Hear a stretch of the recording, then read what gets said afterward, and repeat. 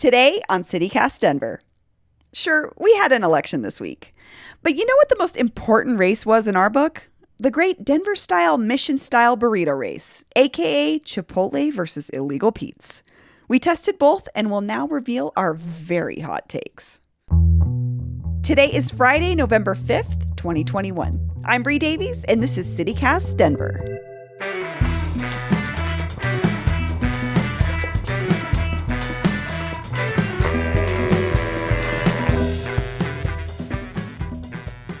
Welcome back to CityCast Denver. I'm Paul, and I'm here with a regular host, Bree Davies. Hi, Paul. Producer, Xander McMahon. Hello, hello. Newsletter writer, Peyton Garcia. Hi. And we have gathered here in person. We're recording this a little bit ahead of time.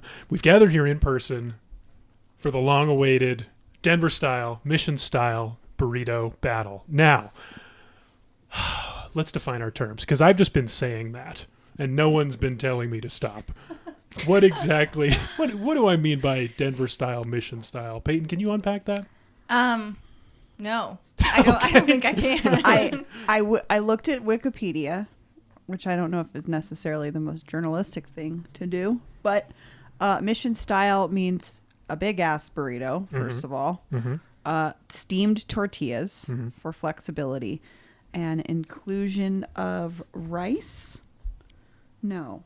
Yeah. Yes? Yeah, rice. I think rice Extra rice. My bad. Yeah, I think that's like a big defining point. Because when you think of other burritos, you think, at least I do, bean, cheese, and meat. I wonder if that's a Colorado thing, too. Maybe. We don't know. But the one thing that's definitely a Colorado thing is that a Coloradan, Steve Ells, took that mission-style burrito from San Francisco, where it originated, completely decontextualized it, and started his very own burrito chain, Chipotle, on Evans here in Denver.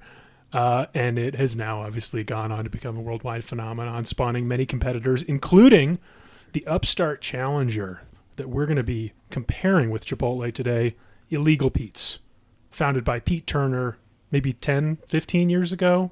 I think they have 95. 95, really? Yep. Yeah, I was like, they're celebrating 25 years. 25 years. That's what I'm saying. I think that they're pretty similar in age. Oh, that's interesting. Congratulations to Illegal Pete's. 26, technically. Congratulations to you for that quick math. I was born in 95, that's why. Oh, okay. That's the cutest thing you've ever said, Alexandra. I know. We all actually know Illegal Alexandra's Pete's. notoriously bad at math. Yes. But these two chains are so similar, and everybody's got a favorite. I mean, that's part of living in Denver, is you've got the place that you like to get your fast casual mission style burritos. So I think that's kind of where we have to start, is like where are each of us coming from going into this? What are our priors, our biases?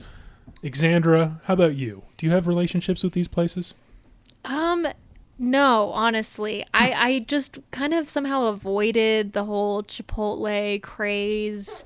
Like, it was just a place that I would go to sometimes to get it. I mean, it was just not, it was not on the top of my list. Like, oh, if I need a burrito, we're going to leave. Sorry, my baby is being super rude. He just has opinions. Montgomery has things to say about Chipotle. I think anytime he wants to pipe up, that's going to be everybody's favorite part of this. Oh, yeah. Oh, yeah. Yeah, I don't have much of a relationship with either of these places. Illegal Pete's is cool. Chipotle is cool. I don't have strong feelings about either one. So in that sense, I kind of came in as like a neutral party, a neutral critic. Essential. Yeah. Much needed. Essential. Peyton, how about you? Well, first I have to point out that Qdoba did not even make the cut in this competition because I hate Qdoba. I think that they're not worth it. Also founded in Denver. Yeah. Yes, which is kind of cool. The bone that my friend and listener since this show's first inception, Thad, has pointed out.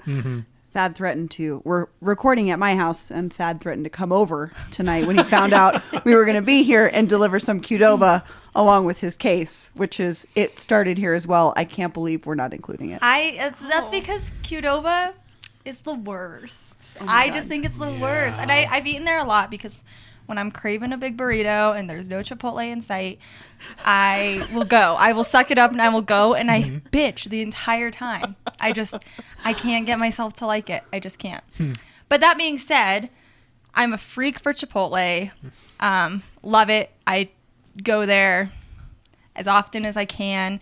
My fiance, his recurring Valentine's Day gift to me every year is a $50 Chipotle gift card. And I would ask, he gave it to me one year and I Willie said, knows what's up. never, The sweetest. ever change this. It is your blessing for me to eat my body weight in $50 worth of Chipotle, which granted is only like 5 burritos, but Yeah, I love that.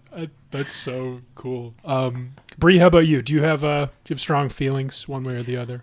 I've just always been a Chipotle person, not Interesting. in any particular reason. I think I started going to Chipotle. It must have been right when they opened that one in DU because it was so tiny. That's what I remember about it. What was it like back then? It was just like it was a different Denver, you guys. It just wasn't as busy. Like, you know what I mean? Like, I feel like every time I go to Chipotle, there's like a line.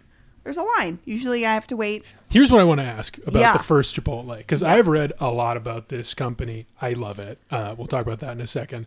I read that Steve Ells didn't develop the order down the line burrito wrapping style until the second location, and it was only because of the specific building that the second location was in.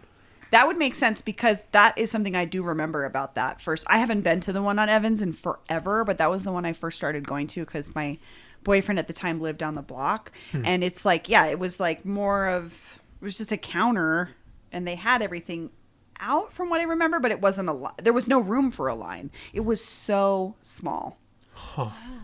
that's so interesting because I feel like that's like they set that precedence, right? Because then they had these copycats, Illegal Pete's and Qdoba, and that's a part of it. Like that's part of the whole thing is you go in and you Have them pick out Yeah. you pick out what you want on your burrito. Yeah. Yeah, it's the core innovation of the whole thing. I also think it's interesting to me as like a person that loves Colorado Mexican food. It's such a totally different entity. I don't think of it as Mexican food. Oh, I agree. You know what I mean? Like, I'm not like people are out there thinking it's authentic Mexican food or anything, but it's like not Colorado Mexican food to me. It's Chipotle and Illegal Pete's, Yeah. which are their own things. Yeah. Denver style, Mission style. Yeah. Yes. Yeah. And as for Illegal Pete's, I honestly remember going to the one on 16th Street more to see. They used to host a lot of shows there, and so I'd see my friends play there. Oh, that's cool. Honestly, more than anything. So I don't remember the food particularly, but it was a cool place to hang out, and it was one of those places where young people could go and hang out and see music and play music. That's similar to how my relationship with Chipotle started. And it has gone through so many phases. This is maybe my favorite restaurant. If I were to ever write a book, it would be a personal history of This is a the revelation. fast casual revolution. I know I didn't know I did not know this. we could have bonded over this, Paul. I had no idea you were so all right, passionate I feel about like there's Chipotle. a lot of bias here I feel like Illegal Pete's doesn't stand a chance with all of you people. No, it does. It does. No, you just wait. Yeah. Okay, We'll get there. Okay. We'll get You there. just All right. wait. I'm going to be surprised. But I don't know. I mean, I could talk about Chipotle like literally for hours, but I wrote down a page of notes. I thought maybe I could choose like one story from this. You said young people congregating to Illegal Pete's. That reminded me of high school. Chipotle, when it first showed up in Columbus, Ohio, where I grew up, the Chipotle next to the movie theater was the spot on Friday nights for teens I love it. to go hang out. Not me. I was at home alone, doing my own thing. But I was Paul. so jealous of those cool kids at their Chipotle. And I think it was the first time I tried pinto beans was at a Chipotle. It just wasn't a part of my life as a kid. Let's Wow. remember that Paul's a Canadian in Columbus, That's Ohio. Yeah. Great point. Important Fair context. enough. Amazing. So But I grew to love it, and it was the first time I ever really thought about Denver was because of Chipotle. My friends and I would go there sometimes twice a day before hockey practice. We would go and we would talk about visiting. And this shows how long my relationship is with this place, but we would talk about visiting Mecca, the original Chipotle, back when I would use that term as like a special place you'd make a pilgrimage to. And so when we finally moved here, Megan and I made a special trip one time, and I went and I had a very like ceremonial meal at the first Chipotle and got kind of emotional. I really loved it. This place is important to me. Was it like everything you thought it would be? Like there's so much build up. Oh, it was the same as all the other Chipotles. Okay, all right. Which is great. But it felt Still good. special. Yeah. Right? It did. great. It did.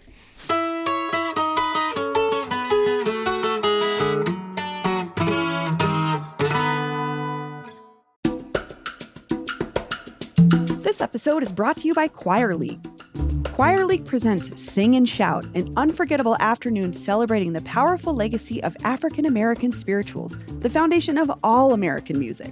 On Sunday, May 4th at 3:30 p.m., join Lonnie Norwood, gospel singer and teacher from the South Side of Chicago, for a workshop and performance with Choir League.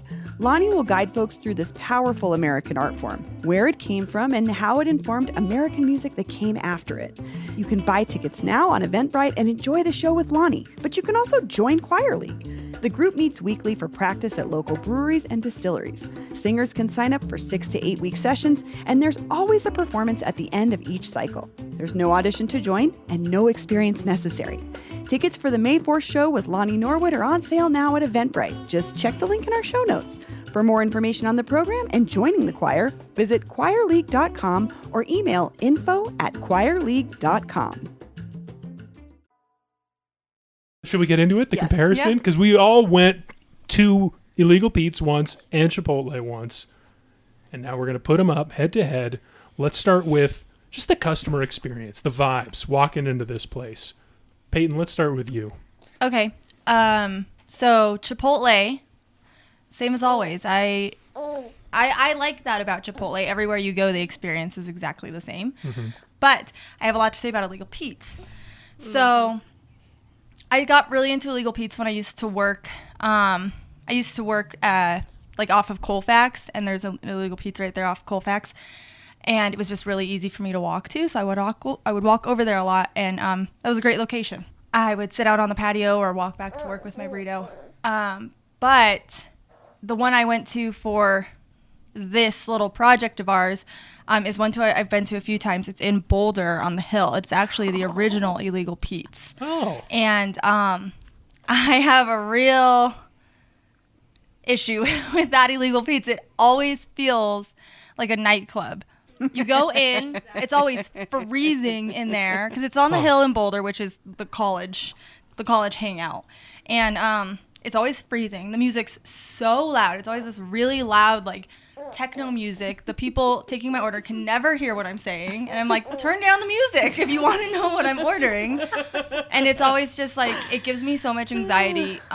When the last time Willie and I went there, not for this, but before that, we took our burritos and ate them on a park bench down the street because it stresses me out. It's just college kids partying. So all the Illegal Pete's, their environments are very different. Yeah. And they have bars. Yes. And that's kind of their thing, though. They really pride themselves on making each Illegal Pete's special to each community it's in. Yeah, my husband Greg's mentioned that he goes to one when he's on tour in Phoenix or Tucson, and he said it's kind of like a Colorado themed bar there. That's just funny. It's kind of what it is here. All the merch has like But they sports do, logos, but with Illegal Pete's on them. I don't know if they still do it, but they used to do that starving artist program where if you're an artist on tour, you could get a free burrito. Yeah. That's super cool. That's very on brand for them. Yeah. I have a gripe about Illegal Pete's customer experience. Can I share that? You Yes, sure can. please. It's a question. Okay. The first question that they ask when you walk in there, I don't know if it's always been like this, but it's been like this lately. You start on the line, the person behind the counter says, flour or whole wheat? Mm-hmm. That Why does that ties bother my you? brain in knots. Whole wheat is flour. Oh, I see where you're going with Every that. time they ask me that question, I'm dumbstruck. I cannot answer that. I mean, I know what they mean. They mean like white flour or whole wheat flour, but flour or whole wheat, that kills me. You got to change that, Illegal Pete's. Also, whole wheat tortillas, gross. No, Yeah, but not- who orders not that? choosing Does Chipotle not offer that? No. I don't think so. Alexandra, how about you? What did you think about your ordering experience from these two spots? You know, Chipotle, I feel like I'm going to echo a lot of what Peyton said. Chipotle, it's like always the same. It's just like, okay, yeah, it's like always pretty calm and chill in there. You go down the line. You know what you're going to get. Like, I don't think I've ever had, like, an unusual experience at Chipotle. It's a restaurant experience. Yeah, it was just nothing of note. But then, yeah, Illegal Pete's. I went to the one on South Broadway, and we did go on, like, a Friday night. So that might have something to do with the crowd that was there. But, yeah, again, it felt like just, like, party central. And it was a lot of, like, because we were on South Broadway, it was a lot of cool hipsters, and we were just kind of, people getting drinks. And I have met up with friends, too, who are like, let's go get drinks. And they're like, let's go to Illegal Pete's. I'm like, okay, there's a lot of other bars we could choose, but sure. And so it was just very loud, very overwhelming. But, I don't know. I think that you kind of have to go in expecting that atmosphere when there is a bar element involved. And I wonder if Chipotle would be similar if they had a bar. Because, like, Paul, you were saying it was like the hangout spot for high school kids. And I feel like maybe people would want to hang out at Chipotle more. But I don't think that's something that people do right now, is like just hang out at Chipotle. I could be wrong. I also want to say, have you ever sat in a chair at Chipotle? No. Many times. It's the most uncomfortable chair that exists. What are they doing with their chairs Look there? at their chairs. Google it's them. like a very flat, solid birch wood. Yeah, they're like metal. They're metal and wood, but they're like Yeah. angled weird. Like the booth is like, booths are supposed to be inviting, like sit down, plush. yeah, I and know they're what you're talking literally about. like the most uncomfortable But you looking know what? booths. Their burritos fill you with so much warmth and joy. It doesn't matter. You don't even Oh, care. to me it says get out. It's like, do not even Yeah, sit here. they want turnover. Do not even sit here. Just get out. Those do look uncomfortable. Well, Oh, they're awful. Illegal Pete's is really turning me away with that loud, crazy kid music.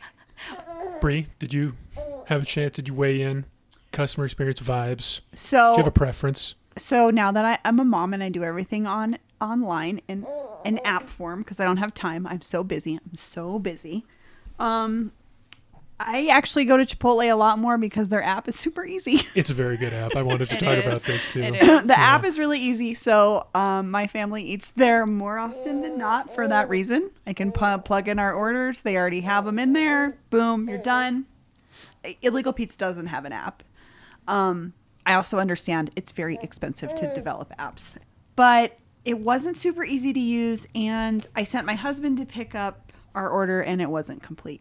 So Bummer. Too much of a party vibe over there. I know. I'm surprised Greg didn't stay there for a couple hours and like kick it and probably That see is somebody he though knows. part of the whole party vibe. I want to say is a part of their like. It's a very intentional part of their branding. Totally. And that's what they say on their on their website. They've always branded themselves as more of a we're a cool, funky, awesome place to hang where you can also get a decent burrito. Yeah, Like that's their whole thing. totally. Let's get to the food. Yeah. Peyton, you said Illegal Pete's good place to get a decent burrito. Was it a decent burrito? Well, I didn't do burritos, so Right.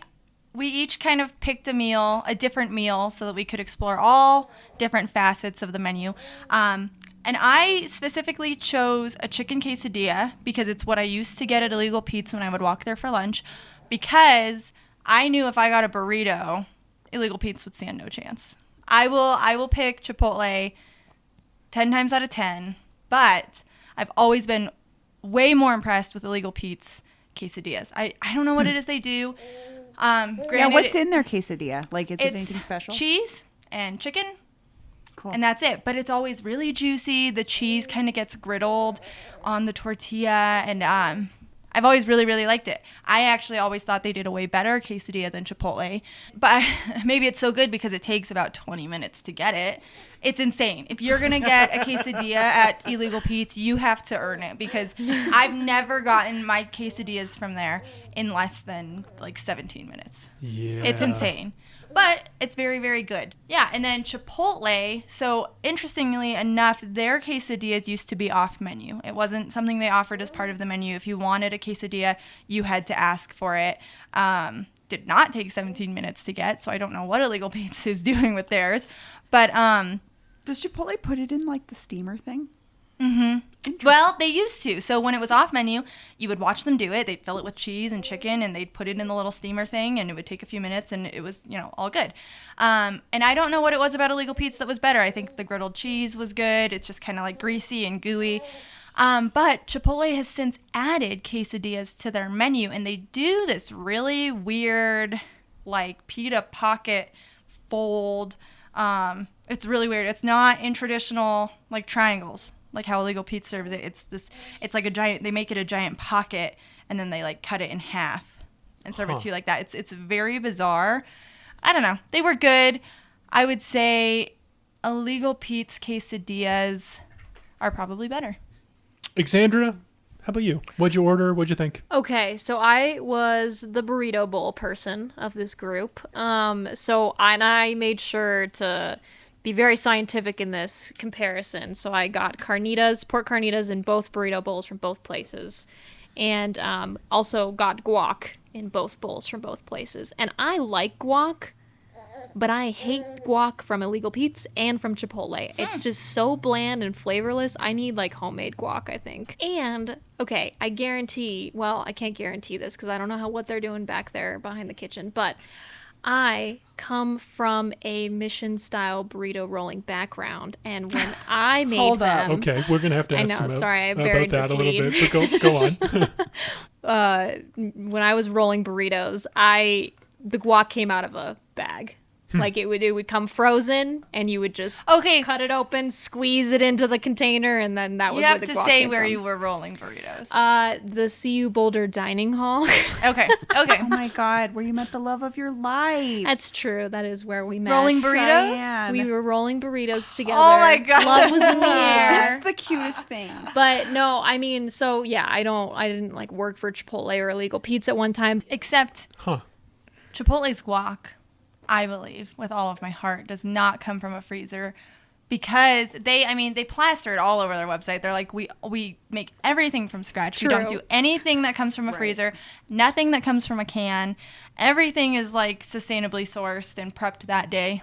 And granted, I'm not back there, but I'm going to believe it with all my heart. All right. I know. And I have no evidence to back up that this guac is gross. from a freezer, but I just don't. It tastes like the guac at the dining hall. I believe that, though. They're not putting, I don't think they're putting their heart and soul into guac. The guac aside, though, the burrito bowls at both places were good. I would say that the carnitas, I think, were a little bit more flavorful at Chipotle. But overall, I don't know. They were both very similar. It was hard for me to make a decision, but I would say Chipotle might have squeaked by in terms of food there. I think that's my whole thing with Illegal Pete's versus Chipotle. I think almost everything at Illegal Pete's food-wise is just as good as Chipotle, except their meats. I feel like their meats are not... I think what it is they're not as salty. Yeah. That's what Willie and I have decided. Their meats Chipotle and uses their a rice. lot of salt. And I'm a salt kind of person, Same. and they rely, I think, on that salt to really enhance the flavors. And Illegal Pete's doesn't, which you could argue is healthier and better. But I think that's what's holding them back. Their meats are just not... My burrito, especially as someone who doesn't like salsa, and maybe that's my bad, is just never as flavorful. It's always just a little more bland at Illegal Pete's. Couldn't agree more. So, Bree, how about you? What'd you order? What'd you think about it? So I had chicken salads at both of them. And anyone that thinks they're having a salad at either of these places is fooling themselves because it's just a burrito bowl. With extra lettuce. With extra lettuce. A little extra lettuce. But Chipotle uses like spring mix versus just like the shredded romaine or whatever. And Illegal Pete's uses just like the lettuce they use for their burritos. And I like that way better. I also liked that Illegal Pete's had different dressings. Chipotle has one. I don't know what it is, but I don't ever want to try it. It doesn't sound good. And Illegal Pete's had a ranch option. And I'm a white person, and I love ranch. So, and also Illegal Pete's has the most white person taco topping you could have that I love, black olives. I always thought that was weird that they have that available. I didn't That's such know an that. 80s thing to me. Really? I remember as a kid, we'd have like taco night at home, and you have hard shell tacos with shredded cheese out of a bag, like iceberg lettuce and black olives. Huh. Also, Illegal Pete's has chili. They have green chili. I'm not going to rate their green chili, but they have it. And I was like, oh, this is awesome because it's something that Chipotle doesn't have. So I have to say, the thing I love the most at Chipotle that doesn't really translate well to a salad is the rice. So I have to say, Illegal Pete's, I think, just overall for the salad options, way better. Interesting. All right, well, I'll go quickly. I had vegetarian options at both places. I actually went to Chipotle 3 times since we agreed to do this. Oh my God. I Are you really serious? like this place. How many times did you go to Illegal Pete's? Once, and it was the I first time have I've been to say in a I did the long same time. thing. I have had, because we kept having to push this, I have had Chipotle I think 3 times since we were assigned this project, and Illegal Pete's just the once. There's just so much bias going on My here. God. But I'm sorry. I'm ruling that I think Illegal Pizza is better in the arena that I Really? would Okay. And say. I But will go say, ahead. yeah, we haven't gotten there, but yes. Well, for vegetarian options, Illegal Pizza doesn't really have. I mean, you can make it vegetarian if you want, but there's not like a centerpiece thing they have available. Chipotle has sofritas, which they introduced maybe 10 years ago, and then they have this new plant-based chorizo that I tried. They're just testing it out. That was terrible. Very dry, not a lot of flavor. I will never get that again. But Chipotle's got like a ton of options. It's great for a vegetarian. Well, Paul, I have a question for you. We want to talk about. Go on. Well, how was the structure of the burrito? You're the only one who got a true burrito. Yeah, that's so a great question. Which one was rolled more tightly? More neatly? More neatly? Yeah. They were both good. I don't know. It was fine. They were the same. I don't It's know. I always don't a have long, strong crapshoot to me feelings there. usually because I'm 50-50 at Chipotle. I'll get a burrito or I'll get a burrito bowl or a salad. Sometimes it's like the most haphazard thing you've ever seen that's exploding and there's no possible way that you could eat it. It's an without a amateur fork. burrito roller. It's like they put too much. It's like they don't know the ratios or something. Yeah. And then other that- times yeah. it's perfect. I think there's a real secret to it. I think it takes time to become that master burrito filler and roller. I'm sure Alexandra can attest to that, but I don't think it's something you learn overnight. It's a real skill. No, it is an art, and I'm sure we've all seen that poor kid at the end of the line trying to roll a giant burrito, and then they tear the tortilla, and it all comes pouring out the had side somebody, like some horror movie. And there's like 50 people staring at him because everybody's in a long line that just goes straight to that guy. But there's, I think, another big thing.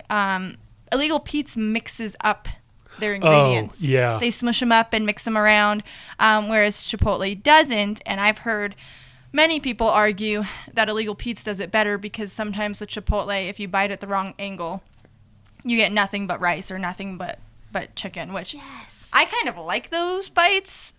I don't know. Do you guys have a preference on mixing or not mixing? feel All you. about the mix, I think. I think mixing is so important. So key.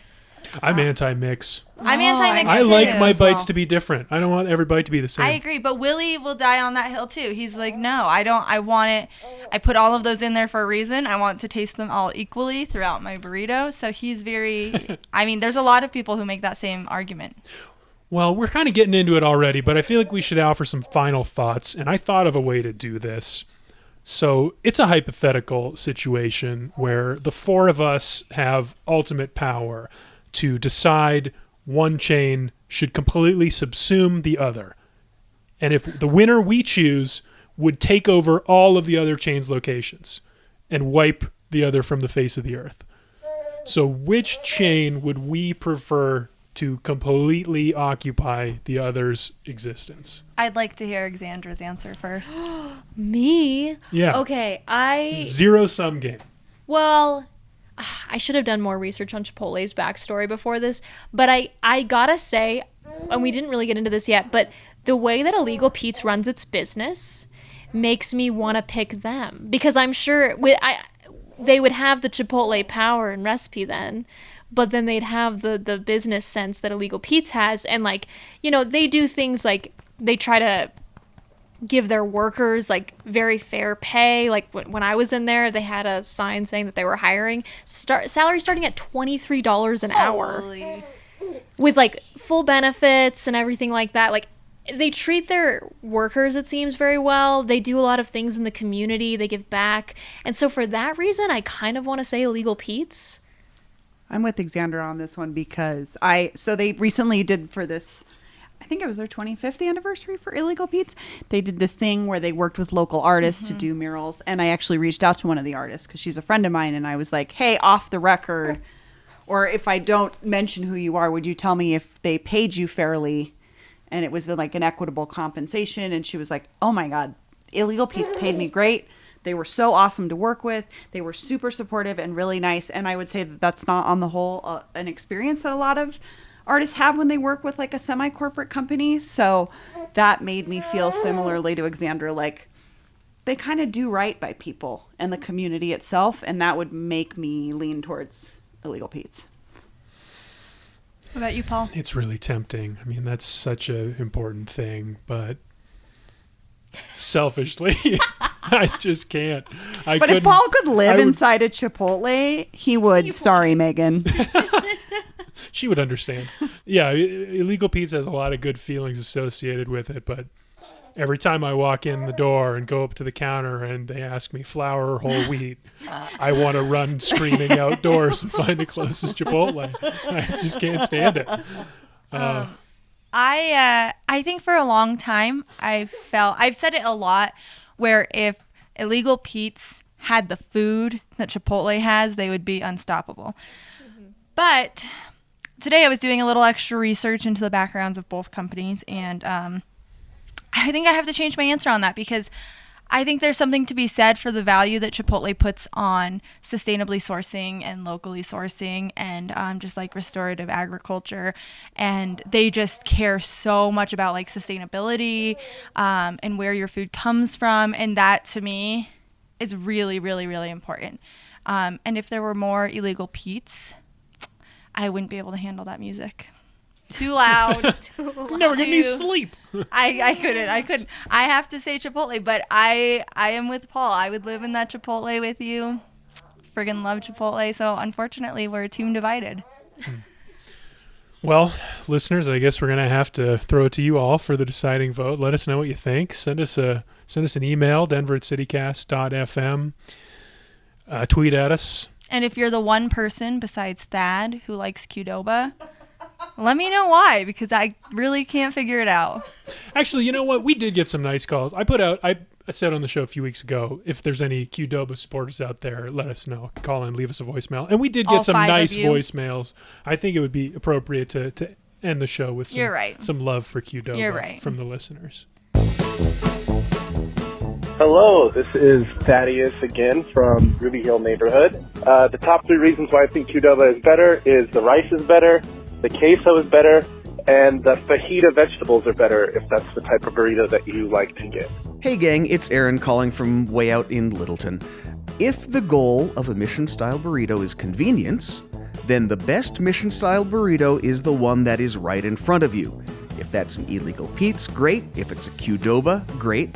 Hi, this is Matt Duffy calling in from Littleton to let you know that I'm not a Qdoba fan myself, but my dad is. And the reason is that he is a huge cheapskate.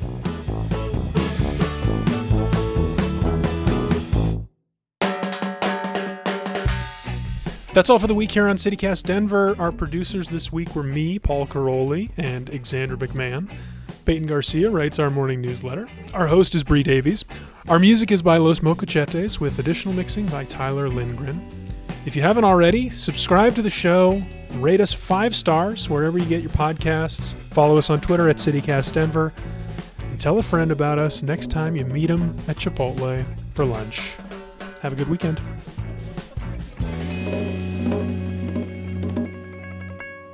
I've just always been a Chipotle person, not in any particular reason. I think,